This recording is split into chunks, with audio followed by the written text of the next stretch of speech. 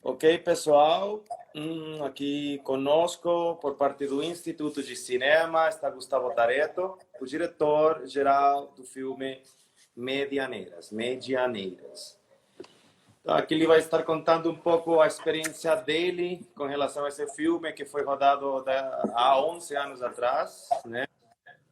E, bom, que ele meio que comentou que teve um contexto meio que parecido ao contexto atual. Então, Gustavo, puedes contarnos un poco cómo fue esa experiencia, cómo nació la idea, primero que nada. La idea, bueno, yo soy bastante caótico en mi proceso creativo. Y no siento que haya un momento en el que se me ocurrió Medianeras, y en realidad es una pregunta que uno contesta muchas veces: ¿cuál es el origen de una idea? Y para que un proyecto a mí me guste, me entusiasme y me desafíe, tiene que tener como un montón de puertas de entradas. Yo las que más recuerdo de Medianeras a mí me gusta mucho la foto. Si alguien quiere después seguir mi Instagram, va a ver como compulsivamente subo fotos de arquitectura. Y Buenos Aires tiene una particularidad que existe en otras ciudades del mundo, que es que hay muchas medianeras, o sea, las paredes laterales de los predios dan a la nada, digamos, porque no hay un predio al lado. Entonces, tiene una característica, que es que la gente construye unas ventanas, que es lo que cuenta básicamente la película en su momento más importante.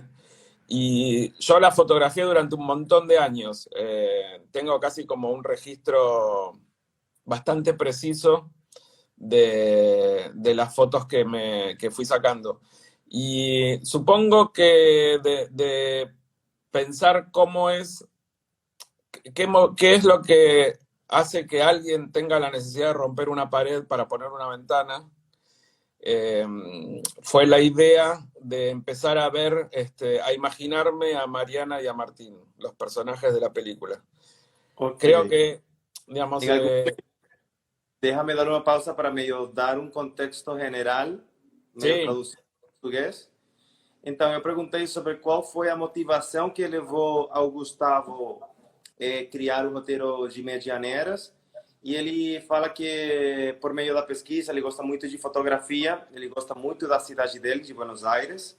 Então, que no processo de fotografia que ele estava tendo, ele se achou como curioso do porquê as pessoas abriam janelas no meio das paredes, porque as medianeiras são como umas janelas que eles abrem nos costados dos prédios onde não tem janela.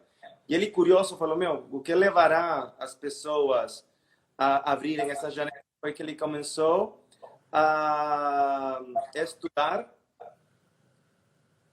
dois personagens, a Mariana y ¿cuál es el nombre del otro personaje que se me olvidó? Martín. Y a Martín y un Martín.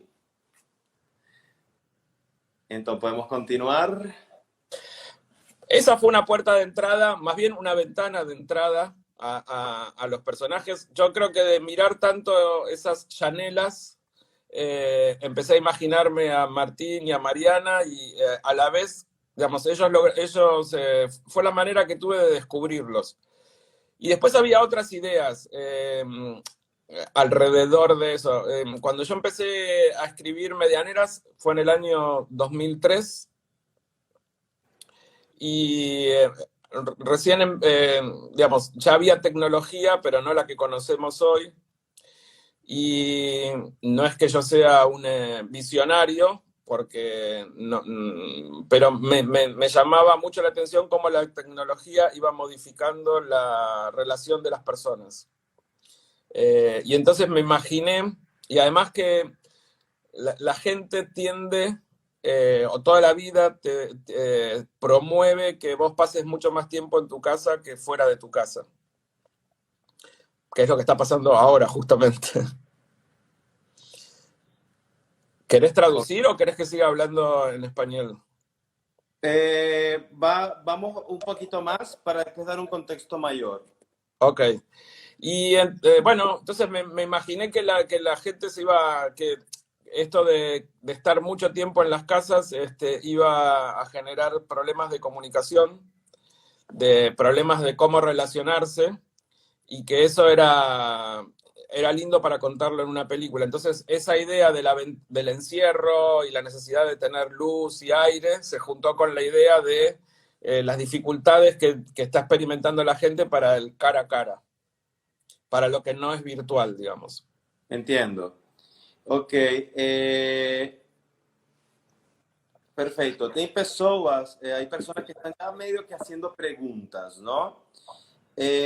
Vamos a ir viendo un poco.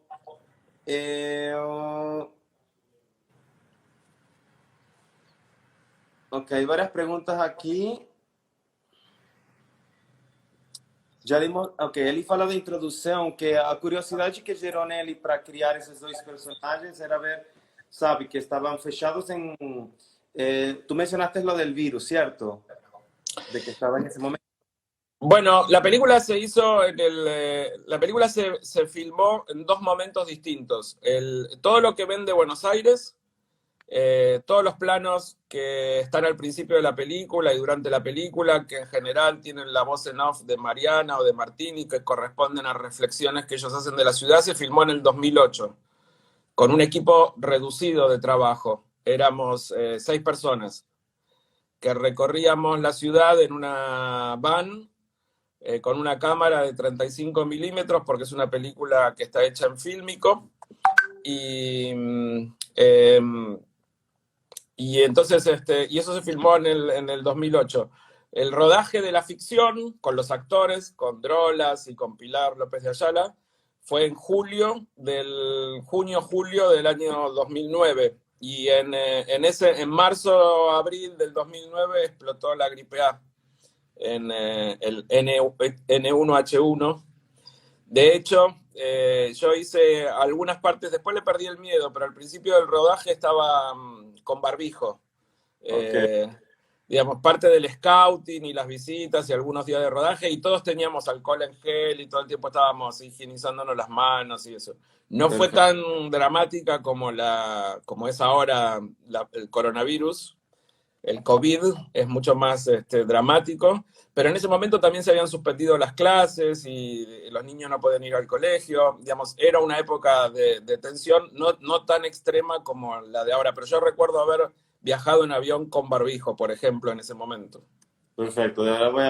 Então, ele fala que ele escreveu o filme no ano 2003, mas que ele começou a gravar só no ano 2008, que as cenas que ele gravou, assim, cenas de apoio da cidade e tudo mais, foi gravado só com uma equipe de 10 pessoas no ano 2008. E no 2009 é que ele começa a gravar a ficção mesmo, mas nesse ano 2009 acontece a pandemia do H1N1, que estava acontecendo nesse tempo, e ele teve que parar e dividir a filmagem ainda mais, e que no começo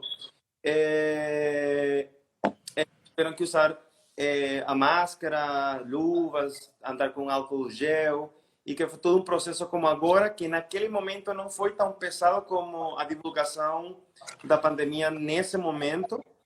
E, bom, basicamente isso. É o engraçado de estar tocando esse assunto agora, que a gente está tendo pandemia aqui no mundo também.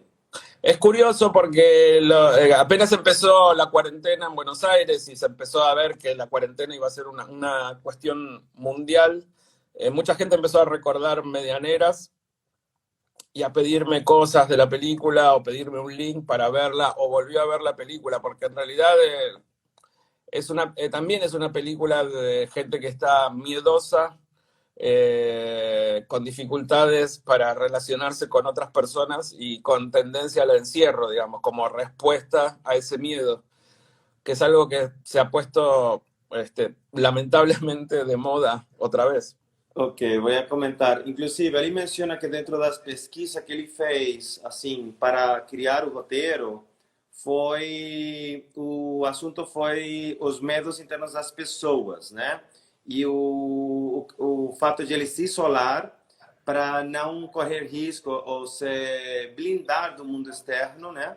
Mas ao mesmo tempo eles criam medianeiras, janelas, por além de precisar do ar externo e luz, é um pouco a comunicação que eu enxergo do mundo exterior, que eu não tenho essa janela, um pouco assim. É... Perfeito, estava comentando uma outra informação que havia mencionado antes. Então, eu vou começar com algumas perguntas que eu já recebi aqui. É...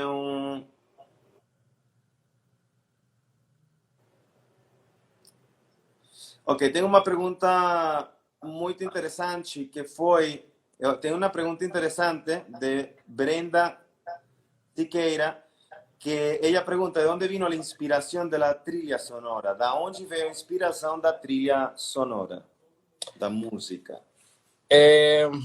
Bueno, yo trabajo siempre con Gabriel Chwognik, que es el músico que fue el mismo músico de todas las películas que hice, de todos los cortos y los largos. A mí me gusta mucho, en particular, John Brion, el músico de Punch Drunk Love.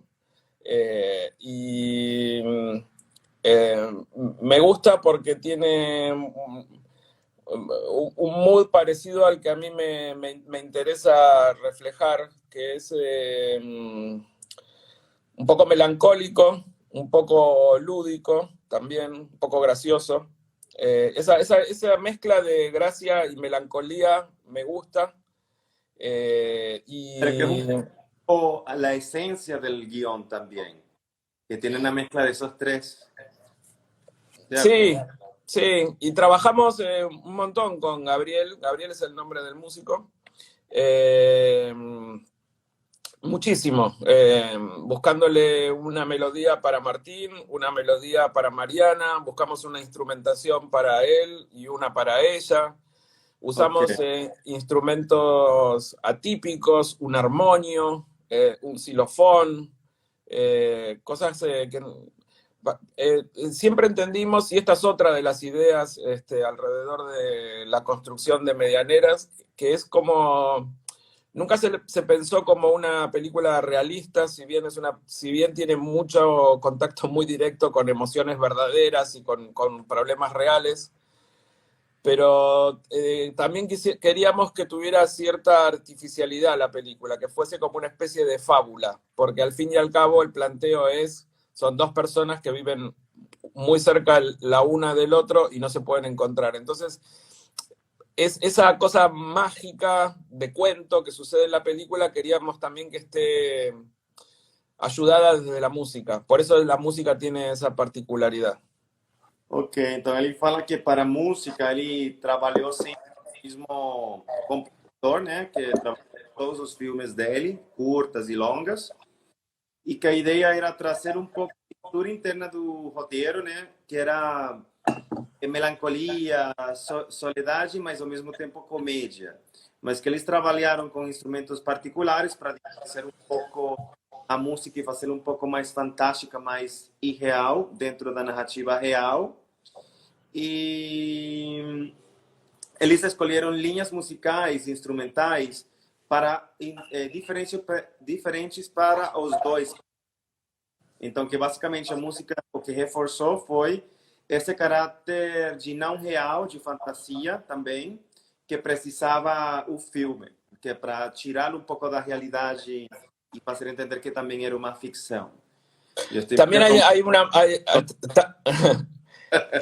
igual también hay hay música original en la película y es muy importante. Hay muy poca, pero está elegida con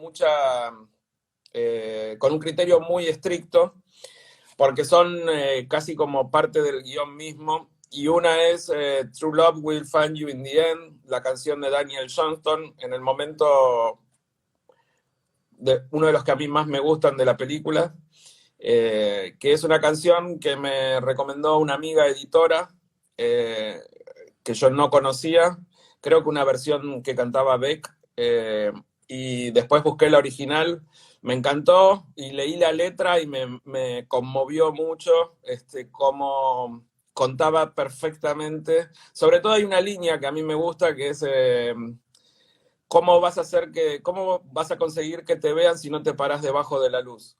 Eh, y y me parece que eso era como, bueno, ¿cómo no vas a mirar por la ventana? ¿Cómo no te vas a asomar a la ventana? Y si no te asomas a la ventana, a la llanela, nunca vas a poder ver lo que estás buscando. Y eso se mezclaba un poco con Wall-E y con esa canción, y entonces me parecía que era un momento muy, que era una canción muy precisa y que me ahorraba muchas escenas para la película. Después hay otro tema, Ok, si querés, déjame entonces, sí. sí. Eh, es que me perdí. Aquí estaban hablando, después vamos a tocar un asunto de Buenos Aires, que están hablando sobre la estética. Eh, estábamos hablando ahorita disculpa que me perdí un poquito, tema central fue. ¿A mí me decís? Sí, ¿cuál que fue el tópico central que estábamos tocando? Que me leí un mensaje y me Ah, perdí. no, la canción True Love Will Find You in the End de Daniel Johnston.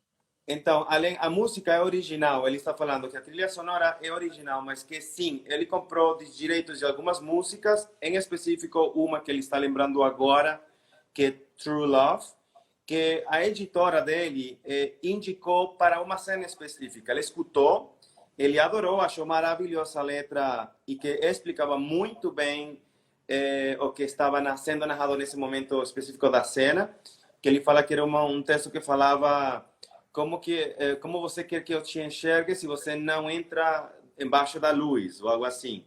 E é muito isso que ele fala, como você não vai me ver se você não sai a enxergar fora da janela, algo assim. Então, que ele achou que batia muito e aí ele decidiu ter os direitos dessa música para essa cena em específico. Então, que é uma mistura. É original, mas aquelas músicas que ele comprou era porque aportava mesmo para essas cenas. Bueno, y después Mariana tiene un vecino pianista y también toda esa música que toca clásica de Chopin y el segundo movimiento de Beethoven y todas esas cosas que preciosas también provocan un estado de ánimo muy particular en ella y también es parte de la banda sonora de la película y sobre todo es muy importante la del final, Ain't No Mountain High Enough, esa canción cantada por Marvin Gaye y Tammy Terrell, y que también le pone a esa película tan melancólica un final particular y alegre. A mí me gusta mucho que además después de la película mucha gente muchas parejas subieron su video cantando la canción haciendo el playback de la canción del final. Excelente. Então, hablando del final, hubo una pregunta que hicieron por aquí por el Instagram. Eu vou traduzir agora. E tem outra música que ele usou também para a cena final, que ele gostou muito e que a partir dessa música, que eu esqueci o nome, qual que é a música del final? Ain't No Mountain High Enough. Ain't Not Enough. Bueno, no entendí muy bien. Pero bueno, la música está en el filme. Que ele aportou e que ele encontrou muito, ele achou muito engraçado de que depois da parte final do filme e que foi divulgado, muitas pessoas começaram a fazer versões dessa música em YouTube, começaram a mandar as músicas online e que isso gerou esse sucesso.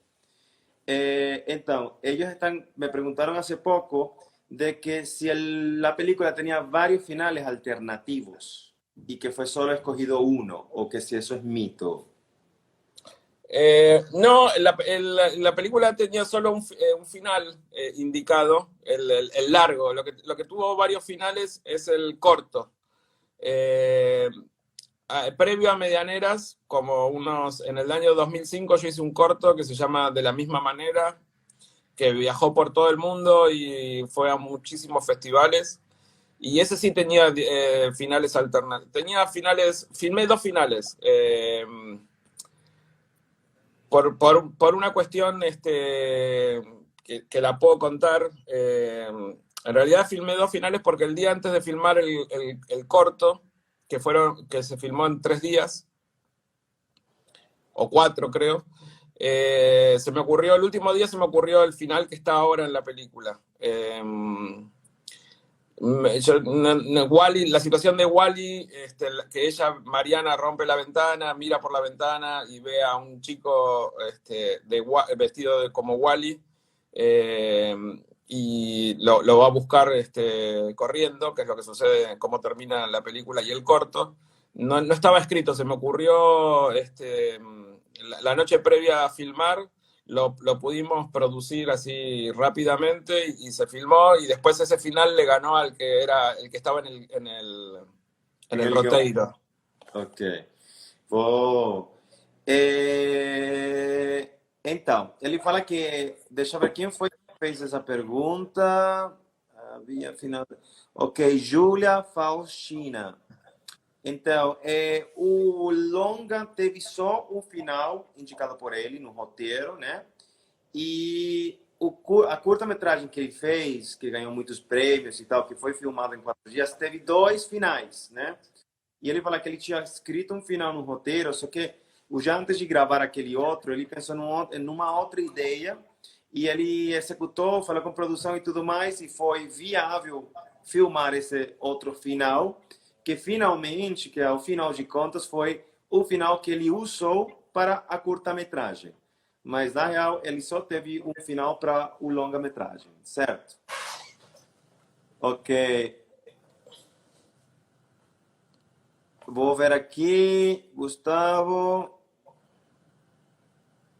Ok, tem outra pergunta. Eles falam sobre... Dicen, Buenos Aires tiene esos tonos cinzas, grises y fríos, ¿o fue solo apenas una ambientación de color fotográfico que tú quisiste traer a la película? Sí, Buenos Aires no es exactamente como se la muestra en la película. Yo soy bastante... tenemos un equipo de arte con el que ya habíamos hecho muchos trabajos juntos, y todos juntos decidimos, el equipo de arte, el equipo de vestuario, el director de fotografía y yo, decidimos que esa era una paleta de colores muy linda para contar la película, y un poco elegimos las locaciones en base a ese criterio. Y después, cuando hicimos el color de la película, que lo hicimos en Alemania, porque uno de los productores era alemán de la película, extremamos esa paleta fría. De hecho, la película tiene un montón de postproducción, de esa postproducción invisible, digamos. Hemos borrado, no queríamos que estuviera el verde, no queríamos que estuvieran algunos colores, y los hemos definitivamente borrados. Un poco siguiendo esta idea que te contaba antes, de que... Aqui, ó, Barras. Então, as cores não são cinzas. Buenos Aires não é uma cidade totalmente cinza nem fria. Eles usaram uma paleta de cores que ia realmente potenciar a narrativa do filme. O filme tem muita pós-produção que eles chamam de invisível, que muito detalhe. Eles não queriam verde, então tiraram todos os tons em verde. Então foi um trabalho de pós-produção e correção, ajustes de cor bem grande. Ele ia finalizar agora a ideia, então ele vai continuar, ¿ok? Sí, y no, básicamente eso, que fue bastante extrema la decisión estética, digamos, de la película. De hecho, también la calidad del grano, la elección de los la elección de los decorados, las casas, el apartamento de Martín y Mariana no existen en la realidad, es un departamento construido en decorado. Digamos, fuimos extremadamente neuróticos con todo lo visual que incluye el film. Então, se eles construíram, eles foram bem cuidadosos com a construção e com a produção de arte em geral. E tudo foi construído do zero para contextualizar e potenciar os personagens, né? E basicamente fue un trabajo bien grande de arte y fotografía. Bueno, una de las cosas que más contento me pone Medianeras es que es una película que viajó mucho, se vio mucho por fuera de Argentina, y generó mucha curiosidad respecto de Buenos Aires a un montón de gente. Han pasado unas cosas increíbles alrededor que nunca imaginamos que puedan suceder con una película. Y mucha gente viene a Buenos Aires a conocer el planetario, me pregunta dónde está el restaurante del piso 20, me preguntan dónde están ciertas locaciones de Medianeras porque quieren experimentarlas en persona. Y eso me gusta porque entiendo que Buenos Aires es un personaje más de la película para mí. Casi diría que es el personaje principal de la película. Y porque todo empieza a suceder a partir de una particularidad de mi ciudad, que son las llanelas en las paredes medianeras.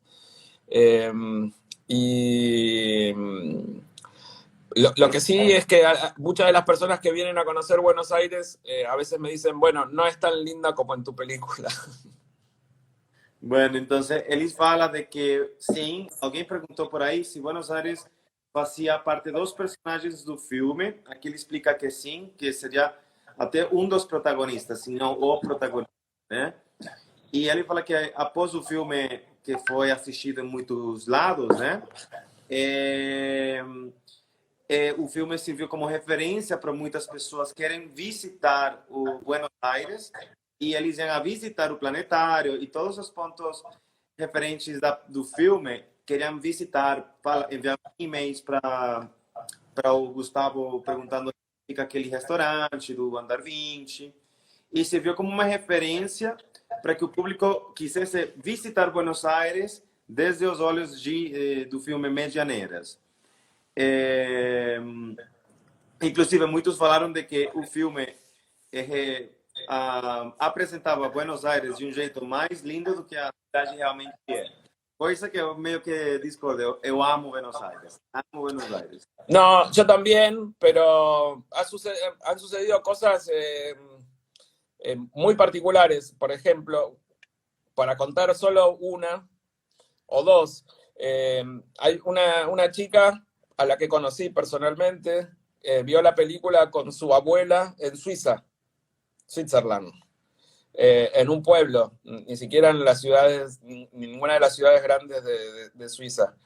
Le encantó la película, la vio cuando tenía 14 años y dijo que cuando fuese grande y quería estudiar cine en Buenos Aires. Y yo la conocí a los 20 años cuando vino a estudiar cine a Buenos Aires.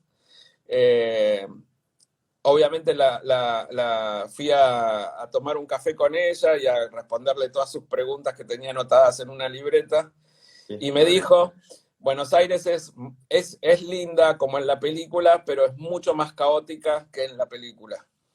Entendo. Então, ele conta que dentro das coisas que movimentou esse filme, ele conta a história de uma moça da Suíça, que era de um povo pequeno da Suíça, e que o filme inspirou nela que ela desejasse estudar no cinema em Buenos Aires, né? Ela acabou indo, quando estava com 20 anos, a estudar em Buenos Aires, contatou ao Gustavo, eles foram tomar um café e tal, e aí que ela comentou que o filme, que Buenos Aires é muito linda, mas que o filme também apresenta uma Buenos Aires muito linda, que a diferença da realidade, ela não, no filme o Gustavo não apresentou o caótica que essa cidade pode ser. Então, é por isso essa referência que quando vão para Buenos Aires, esperando ver um Medianeiras, encontram uma cidade um pouquinho mais caótica. Perfecto. Entonces, bueno, vamos a seguir viendo otras preguntas. Ellos preguntan si tú te esperabas que el éxito el éxito que iba a tener en Brasil. No, fue una sorpresa grande. Brasil hizo mucho más espectadores que en Argentina, la película.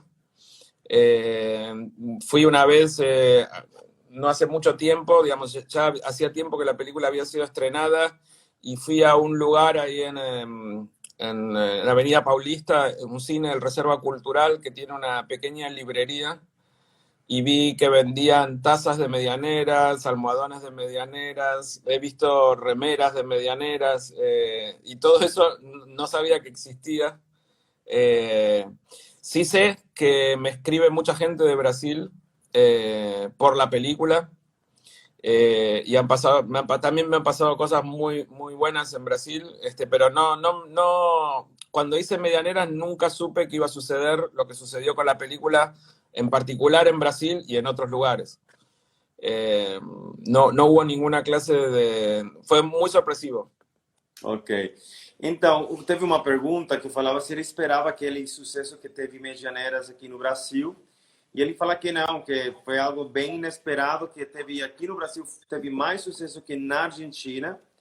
E que uma vez ele veio aqui a visitar que estava sendo que estava em cartaz o filme. E ele veio aqui e tal, e que ele viu canecas, almofadas e objetos, né, com a temática do filme de Medianeiras. E ele achou, nossa, que ele não sabia que isso estava rodando e tal, que em Buenos Aires isso não estava acontecendo, certo? Em Buenos Aires não estava tendo ni taça ni nada disso, era aqui em Brasil.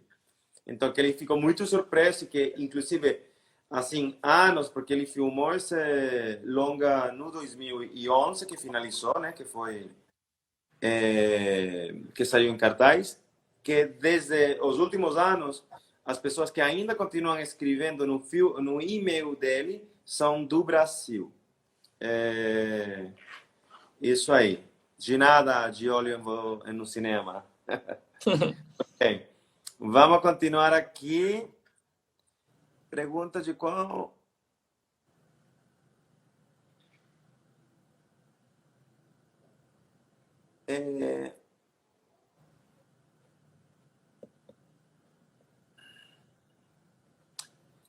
Ok. O que pensa... Ok, eles perguntam, ok, deixa eu ver a pergunta para cá. Eles perguntam, o que você pensa sobre os afetos da cidade de Buenos Aires? O sea, ¿qué piensas sobre la afectividad, los relacionamientos en Buenos Aires? Como que... Es igual, esa parte, o sea, creo que las emociones... Buenos Aires es muy parecida a San Pablo, Buenos Aires es muy parecida al Distrito Federal de México,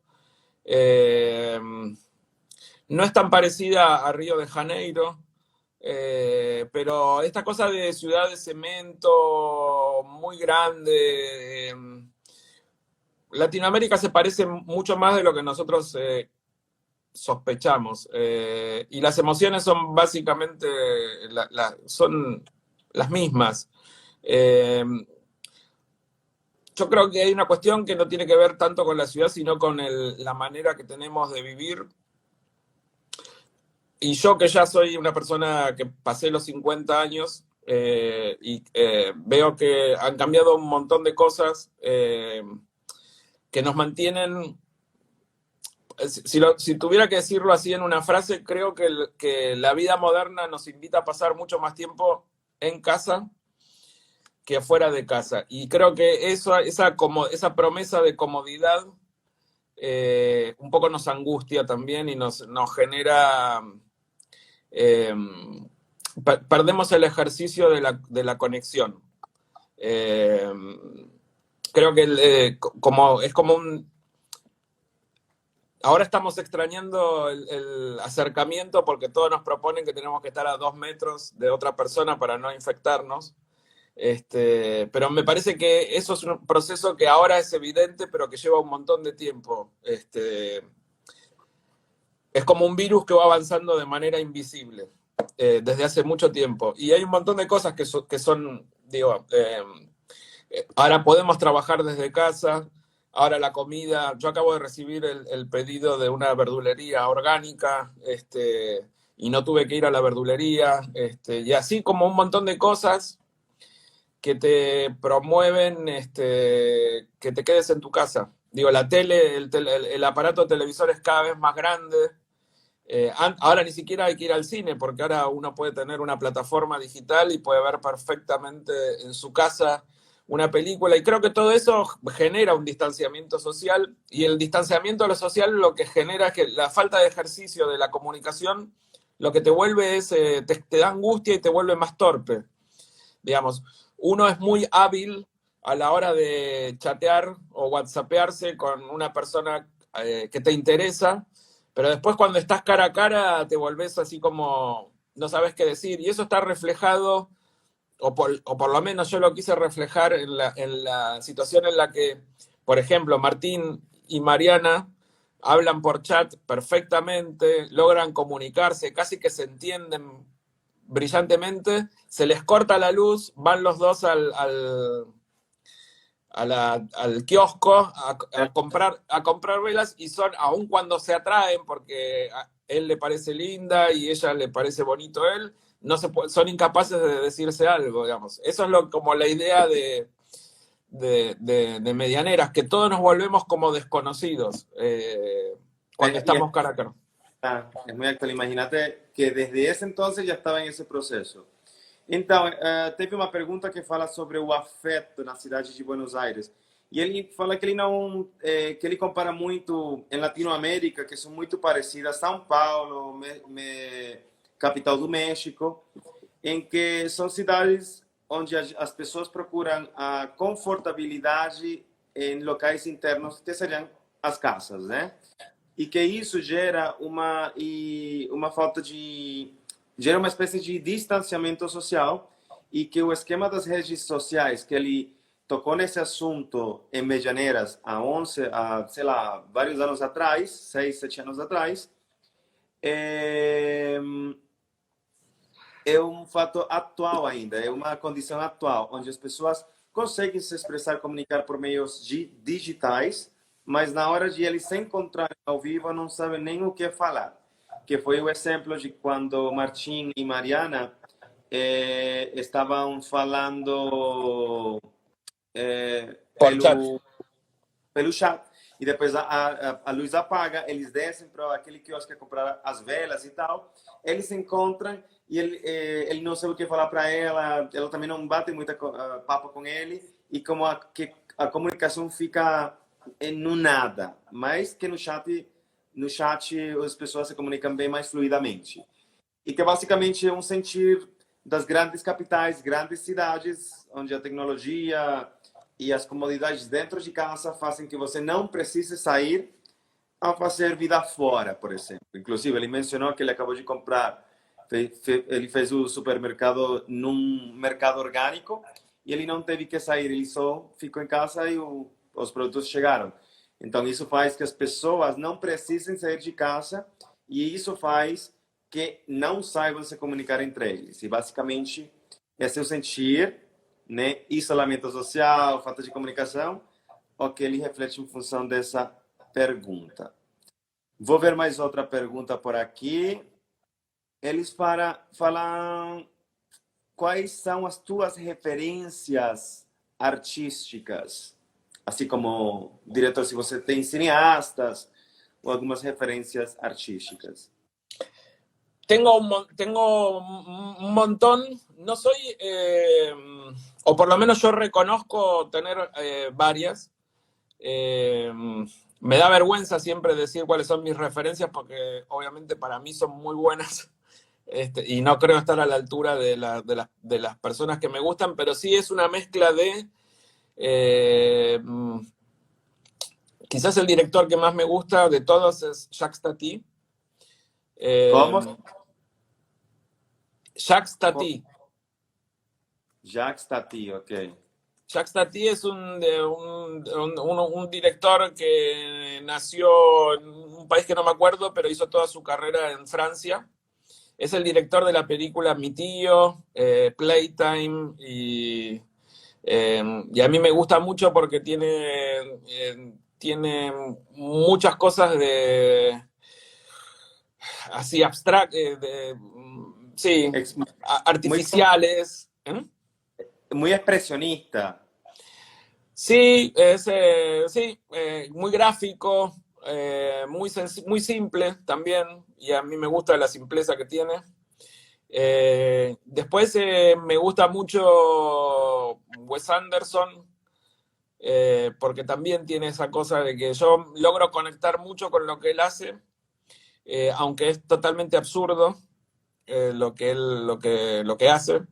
Creo que sus emociones, creo que él puede hablar perfectamente de la relación de un padre y un hijo, aun cuando el padre es Bill Murray y está al mando de un equipo de investigación marina, y su hijo es Owen Wilson, y tiene... me gusta esa cosa como en toda esa... como en medio de toda esa artificialidad, las emociones son perfectamente cercanas. Y después me gusta mucho, para completar el espectro, me gusta mucho Woody Allen, porque me parece que me siento muy identificado con casi todas las películas que vi de él. Me gusta como los encuentros y desencuentros, los problemas de las neurosis, el hipocondrismo, la vida en una gran ciudad. Me gusta que sus dramas son mínimos en algún sentido. No tiene películas épicas. Son cosas que les pasan a las personas en casi todos los lugares del mundo. Y me gusta mucho otro director que creo que es como una versión moderna de Woody Allen, que es Noah Baumbach, que es el director de Frances Ha, o de Meyerowitz Story, o la última que hizo, que también es muy linda, que se llama la de la ruptura, la de la separación de Scarlett Johansson y A Marriage Story. A Marriage Story. Okay. Igual mi película favorita de Noah Baumbach es The Squid and the Whale. ¿Cuál? The Squid and the Whale, e Frances Ha. Ok. Bom, ele fala basicamente que tem vários diretores que a gente recopilou, que eu estou vendo que a galera está escrevendo aí, mas Wes Anderson, Woody Allen e Noah Baumbach e também o Jacques Tati, né? Mas basicamente o que eu resgatei, assim, como uma abordagem geral, ele gosta de ver, assim, o cotidiano, assim, as condições cotidianas das pessoas, né? Assim, tipo, problemas que podem ser do cotidiano, não é nada grandioso, não é invasão extraterrestre, nada disso. E que muitas pessoas sentem o mesmo tendo vidas materialmente totalmente diferentes. Então, é a busca pelo interno, basicamente, né? Independentemente de qual seja a vida externa que você tem, o teu estilo de vida. Mais ou menos, que lo que te importa es las vidas internas, lo que pasa en las personas, y que independientemente del contexto, todo el mundo siente lo mismo en algún momento, ¿no? Exacto, dramas cotidianos. Sí, dramas cotidianos. Ellos empiezan a preguntar también como que si tienes alguna directora o película brasilera que te haya así marcado, que te haya gustado mucho. Acá, en Argentina vemos muy poco cine brasilero. Se estrena casi nada. Vi mucho cine que me gustó, brasilero.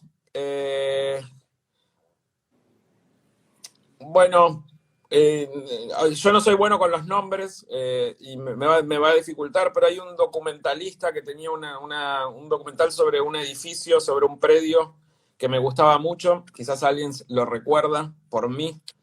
Pero no. Sobre arquitectura, pero tocaba la vida de un predio en particular, y su gente, los que vivían ahí, en ese predio.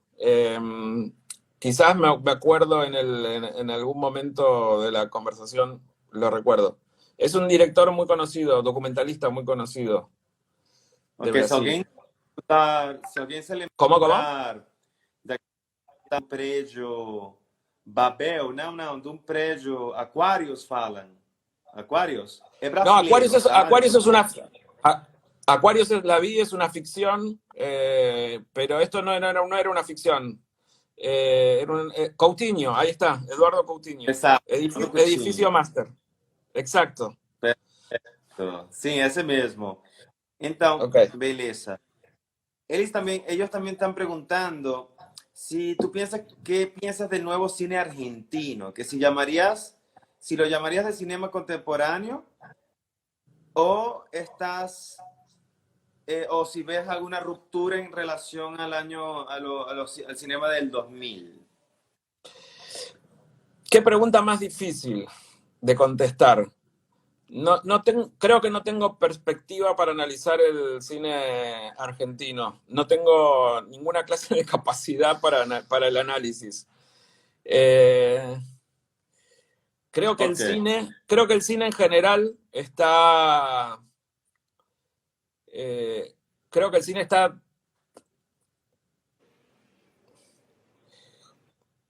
con signos de interrogación en general. Me imagino que lo que pasa en Buenos Aires debe pasar también en Brasil, y pasará en México, y pasará en muchos otros lugares.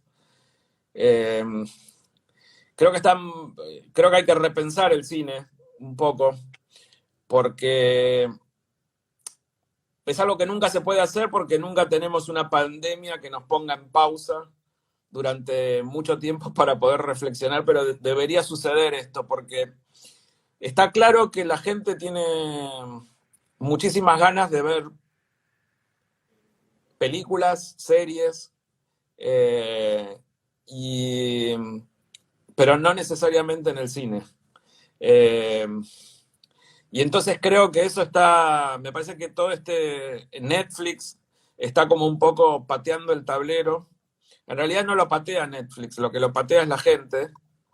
Y me parece que son momentos para reconsiderar cómo es nuestra actividad, qué es lo que vamos a hacer. A mí hay algo que me gusta del cine argentino, es que es muy distinto entre sí. Creo que creo que pasa lo mismo que pasa en Medianeras, que como esa, esa falta de coherencia, digamos, para construir una ciudad es la misma que tenemos, es porque nuestras cabezas son muy distintas y porque somos todos muy distintos acá. Y yo creo que eso tiene un lado negativo y un lado positivo. Y el lado positivo es que hay mucho tipo de cine muy distinto entre sí. Y por eso a mí siempre me costó el concepto de nuevo cine argentino, incluso en los 90, porque yo veo que hay películas que son muy distintas. A mí lo que más me preocupa del cine, y me preocupa porque tengo proyectos nuevos y cosas que quiero hacer, es que creo que hoy no podría filmar Medianeras. Creo que hoy no encontraría a nadie que me permita hacer Medianeras tal cual la hice hace 10 años atrás. Y eso es lo que más me preocupa. Creo que hay un espacio para películas que no son comerciales, definitivamente, ni son de cine de autor para ir solamente a un festival. Digamos, no es una película contemplativa y chiquitita que se pueda filmar en 3 semanas y qué sé yo. Entonces, me parece que ese tipo de películas como Medianeras, que están como en el medio, es muy difícil hacerlas hoy, digamos, con los recursos que genera el cine hoy. Digo, una película que está hecha básicamente con amor, con actores no muy conocidos, que está filmada en 6 o 7 semanas. Esas cosas hoy las veo complicadas. Y hay que repensar el cine, digamos, no hay que asustarse, pero hay que repensarlo. Então, ele fala que basicamente ele não consegue, em função da pergunta sobre o cinema argentino, se ele tem sofrido mudanças em comparação ao cinema argentino dos anos 2000, né?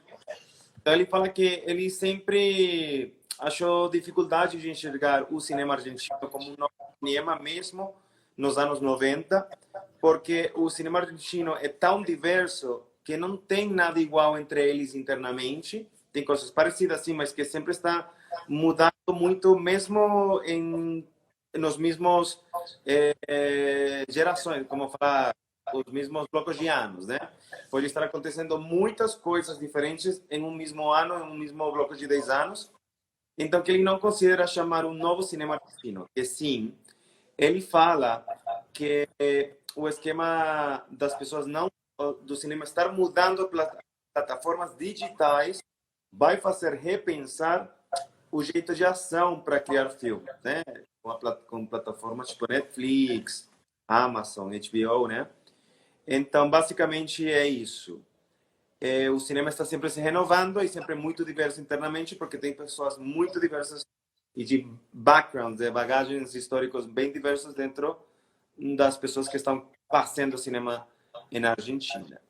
Então, eu tenho umas perguntas, porque creo que quedan 15 minutos para el bate-papo.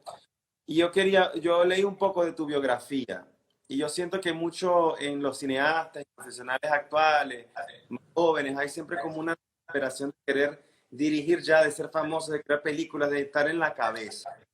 Y lo poco que yo leí, por ejemplo, de tu perfil, que me pareció maravilloso, porque tú dices que tú eres un director tardío o algo así en la entrevista, pero yo siento que tú te preparaste para llegar con tu primera obra de largo, que sea el nivel donde está, ¿entiendes? Entonces es mucho lo que yo converso con las personas, ¿no? Todo en su tiempo, aprende lo que tengas que aprender en la posición que estés y poco a poco ya vendrá el momento de seguir ascendiendo. Entonces, ¿cómo verías tú? La pregunta sería, ¿qué puedes considerar tú en tu trayectoria profesional los beneficios que te llevaron a que tu obra sea maravillosa de verdad? Todos los departamentos hay que verla y verla, verla porque es una escuela, como te comenté, es un masterclass en todos los departamentos, ¿no? O sea, ¿qué puedes comentar un poco sobre esa experiencia tuya profesional en función de Medianeras como inicio, creo, de una explosión de Gustavo como diretor? Então, voy a traducir la pregunta. Eu estou perguntando aqui para o Gustavo, eu li um pouco a biografia dele e eu vi o trajeto que ele teve até chegar a filmar o longa Medianeras, né? Porque sempre tem muita... Eu que sou professor da escola e no meio audiovisual sempre está um pouco o desespero das pessoas quererem, assim, subir, ser diretores de fotografia e não, como que, não valorizando um pouco o tempo de profissionalização que o presente está te trazendo no cargo, independentemente de qualquer cargo que você execute, no fazer audiovisual, seja agência, produtora, edição, finalização. Então, é basicamente que ele fale um pouco sobre a trajetória dele, o que levou ele a fazer um filme como Medianeras, sendo o primeiro filme dele. Bueno, es yo no sé cuánto yo me había puesto como unos objetivos muy, muy claros. Es un poco un accidente también que yo haya empezado a hacer que haya hecho mi primera película a los 40 años. Lo que sí nunca estuve es apurado por hacerla. Me han ofrecido algunas veces, yo sentía que en realidad siempre, yo disfruto mucho del cine, soy una persona muy tranquila, muy relajada, y siempre quiero... Y para mí el cine está ligado al placer, digamos. Si yo siento que no lo voy a disfrutar, no lo hago. O sea, para tener que trabajar, para ganar dinero, hago otras cosas, publicidad y otras cosas. El cine solo me moviliza el placer y la certeza de lo que quiero hacer. Entonces, yo me planteé como unos objetivos claros, que quise filmar 90 minutos de cortos, que todos mis cortos sumados tuvieran la duración de un largo, y yo sentí que así iba a estar listo para hacer un largo, cuando tuviera hecho un largo de cortos. Que lindo. De cortos. Então, ele responde que ele nunca teve pressa de fazer o primeiro filme dele, que para fazer dinheiro ele já trabalhava com publicidade, e que para ele o cinema, o longa, está ligado ao prazer, sabe, a algo prazeroso, algo que ele realmente quer fazer. Então, que ele já recebeu, antes de Medianeras, ele já tinha recebido propostas, mas que ele não tomou porque ele não se achou nesses projetos, né? Então, uma das ideias principais que ele planteou na cabeça dele foi que queria fazer um total de 90 minutos em curta-metragens. Então, ele fez várias curta-metragens que no total delas eram 90 minutos, né? E daí foi que ele falou, ok, que ele estava pronto para o longa-metragem, né? que eu acho que aqui, até no Brasil, quando você concorre a longas ou algo assim, é muito importante quem vai querer dirigir longa já ter feito várias curtas, porque todo mundo vai enxergar produtores, entidades financeiras e tudo mais, que você usa as curtas para fazer erro e tudo mais. Então, muito bem, Gustavo. Mira, queda 1 minuto y medio de entrevista. Una pena que yo quería preguntarte sobre cómo ves tú el panorama de este año para las grabaciones cinematográficas con esta pandemia, que ya pasaste por una, pues. Sí, no, yo tengo ahí, no puedo, porque es un proyecto grande, pero tengo como confirmada una serie que escribí y que voy a dirigir con una compañía muy importante, y creo que no la voy a poder hacer este año. Yo estaba mentalizado como que en septiembre podía estar empezando a preproducir y filmar en agosto y octubre, noviembre, pero estoy casi seguro que, no tengo ninguna confirmación oficial, pero estoy seguro que este año es muy difícil que se haga algo de ficción. Okay. No creo que, no sé, no creo que es una pausa obligada, creo que todos tenemos que pensar qué vamos a hacer cuando se termine todo esto. Creo que es un momento que hay que intentar, sé que es difícil, pero que es un momento para intentar poder producir algo, lo que vamos a hacer después. Sí, escribir, pensar, buscar referencias. Segundos a 2 minutos.